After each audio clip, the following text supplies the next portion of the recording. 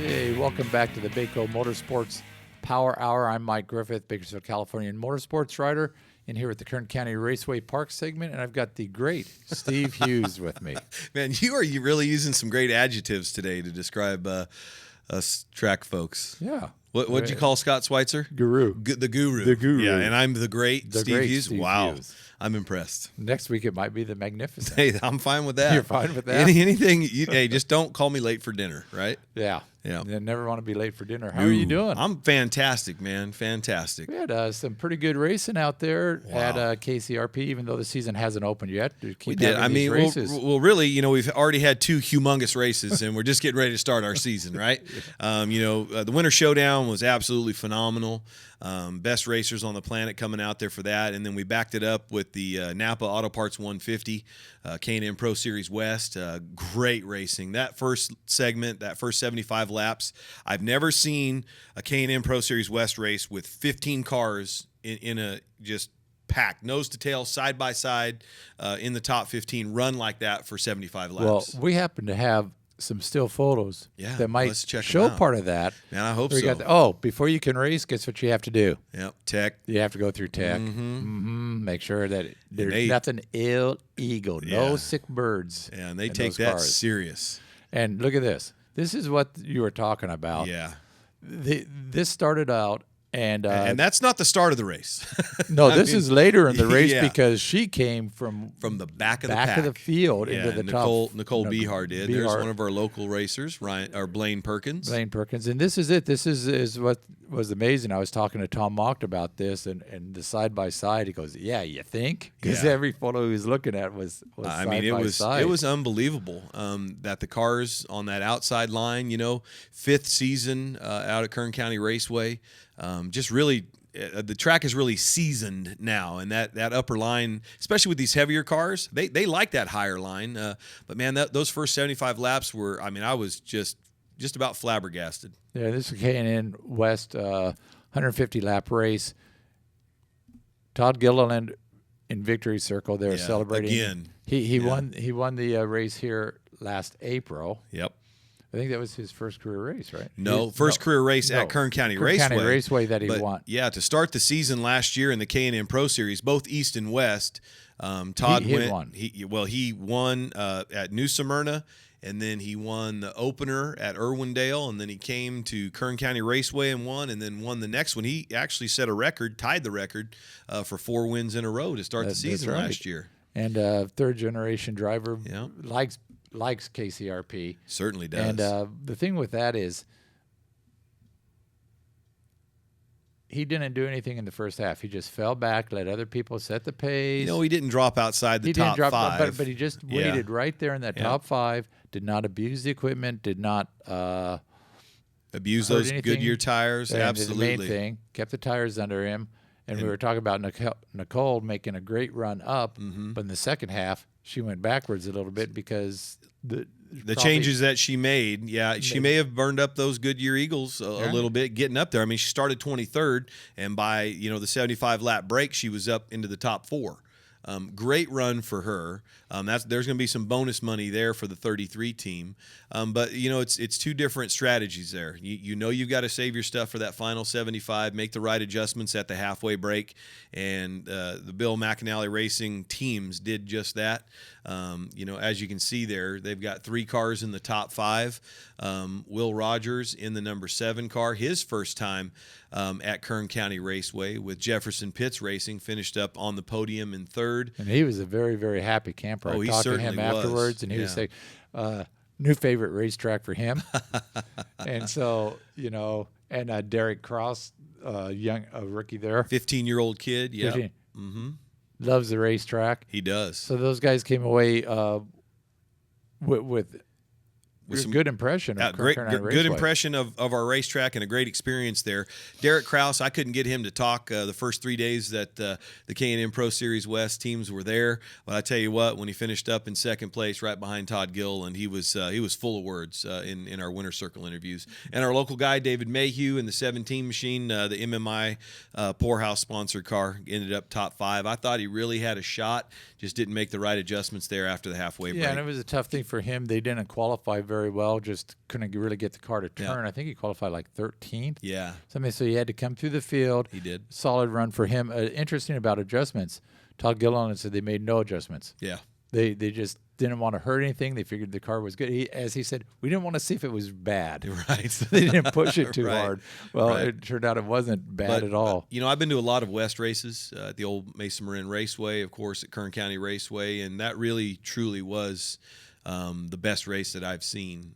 Late in the race, with those top three battling, going through some lap traffic, really put on a great display of their talents and what we're going to see in the future with Todd Gilliland, 16 years old, Derek Kraus, 15, and Will Rogers, a young racer as well. Yeah, just a good night of racing out there. And, Yeah. and as I mentioned in the first segment, the last two races were at Arundel Saturday night. Todd won both of those. Yeah. Unfortunately, he finished second at Tucson, or else it would have been $100,000. Yeah, he bonus. missed that $100,000 bonus by about 0.4 of a second. If he could have passed Chris Eggleston late in the race at Tucson, that $100,000 Napa 500 Challenge bonus would have been his. Yeah, so there you tough have break it. there. And Todd had the race. He did. They had the lead fairly late in Yeah. the race at Tucson before Chris passed him. Certainly did. But there was still some great bonuses given away by Napa Auto Parts. That $10,000 bonus went to Todd, and then some other $5,000 and $1,000 bonuses finished in the top five. And Blaine Perkins there finished 8th. Yeah, good run for him. 8th, and then he finished 7th and 9th down there at Irwindale. Yeah. So, and I'm looking around some of the drivers who were right in that same area. And if you were for able all to three see races. some of the highlights of that Spears Southwest Tour race down at Irwindale, their season opener, that was pretty amazing. Derek Thorne in the Campbell Motorsports number 43 car broke new track record in qualifying, and through the draw started on the pole. And a fantastic battle between Derek Thorne, Bobby Hodges, and Willie Allen for all 100 laps of that race. But the final 20 were pretty amazing. Yeah, I've seen some snippets of that, and there's some three-wide racing there. And, with Bobby Hodges coming away with the win. Now, if you can beat Derek Thorne at any racetrack when he qualifies quick time, sets a new track record, and starts on the pole, you've accomplished something great. Derek admits wins at Irwindale have been hard to come by. They certainly have. Lots of They seconds, certainly and I have. think one win, and lots of poles. Yep. But it just keeping that car good for all 100 laps there has proved to be tricky for that team for whatever reason. But Absolutely. a good run, and I saw some quotes from Willie, who was just happy with their run. And I think the Richardson family, Brian and Eric, have to be happy because they got a driver in the car. Oh, boy. I mean, there's no doubt that Eric and Brian Richardson, great drivers. But Willie Allen, former Craftsman Truck or Camping World Truck Series Rookie of the Year. And he runs his own business, War Shocks. Yeah, it's got so that suspension is definitely dialed in, and then that car has always been fast, but for short runs, and now they've got that thing dialed in to where it can run 100, 150 laps, 250 laps at the showdown, and be very, very competitive. So I'm glad for that group. Let's talk about what we got going on this weekend. Yeah, this weekend we got a slide coming up here. All right, there it is. A doubleheader. Oh boy, dirt and asphalt doubleheader, our first one of 2017. We're excited about the second race on the newly reconfigured dirt track at KCRP. A-Mods and Hobby Stocks return. They were there on our opening night. Mini Stocks and the Future Stars are racing. The Mini Dwarfs will complete the show. And then it's a big kickoff for us on Saturday, April 1st. We're not fooling. It's Les Schwab Tires Night at the Races, and it is the big NASCAR Whelen All-American Series season kickoff. This is where all the local and regional drivers go for track, state, and national championship points through the NASCAR Whelen All-American Series. We're going to have our NASCAR late models with a twin set of main events there. The Super Stocks, we just announced a division sponsor with them. Michelob Ultra is the new division sponsor for the Super Stocks. I'll drink to that. Yeah, you and me both. The Les Schwab Tires Spec Mods, happy to have them on board, and it's their sponsorship night, so they're going to be well represented out there. The NASCAR Mini Stocks, Inex Legends, and something I've been looking forward to for quite some time, that Joe Ronco Reynolds 15 Minutes of Mayhem trailer drop. I just got the final piece to make that happen. We've got the trailer, we've got the crane, we need the quick release mechanism, and I'll be updating our social media pages on that here shortly. And how big is this trailer? Trailer is 12 foot wide by 60 feet long, basically a single wide mobile home. Single wide. Yeah, Did you nice. go? Somebody's homeless in Oildale. Yep, some nice single-wide mobile home there. After talking to Dave Knorr from Huddleston Crane, he tells me that we can get the boom out about 55 feet and 135 feet in the air. Our plan is to drop the trailer horizontally instead of vertically, which cuts down on the drop time. So that thing's going to be up in the air at the bottom of the trailer. Should be right at about 120 feet, and we'll cut it loose from there. Lengthwise down? Yeah, it'll be lengthwise down onto the racetrack, right in front of the race fans. We're doing it between Raymond's Trophy Victory Lane and the back straightaway of the 8th mile. That's our drop zone. So it's going to be pretty exciting. We hope everybody sticks around for the first Joe Ronco Reynolds 15 Minutes of Mayhem of the season. And we will have video of that. You'll bring video in next week? You know it. Absolutely. Yeah, because, just that little snippet, that'll probably draw a lot of eyes. Just to put up a 15, 20-second video of that thing going up and drop. That's a hold my beer, watch this moment, And we're so happy to have the folks from Syntex and also Huddleston Crane, Dave Knorr, who's been a longtime partner at Kern County Raceway, really helping us out to pull this one off. So we appreciate all of them. That's a good way to end the night. Certainly. With a bang for sure. I mean, 5 divisions, 6 main events. It's Les Schwab Tires Night at the races. We're so proud to have them on board and really expanding their partnership. And then to end it with a trailer drop, it's going to be a lot of fun. But wait, there's more. Yes. More. There is more. I understand there's special ticket pricing. There is. It's a buy one, get one free. We're BOGOing the weekend. So if you come out to the dirt track race on Friday night or you purchase a ticket to our great event on Friday night, we're going to give you a complimentary ticket to Les Schwab Tires Night at the races. So that's 2 races, 2 nights of racing for $10. That's tough to beat. It is. Tough to beat. And the weather's going to be pretty nice. Weather's going to be great. A little bit chillier on Friday night, but Saturday is going to be upper 70s and great night of racing, and we're looking forward to it. Yeah, so what else is coming up at the track following that? Big one.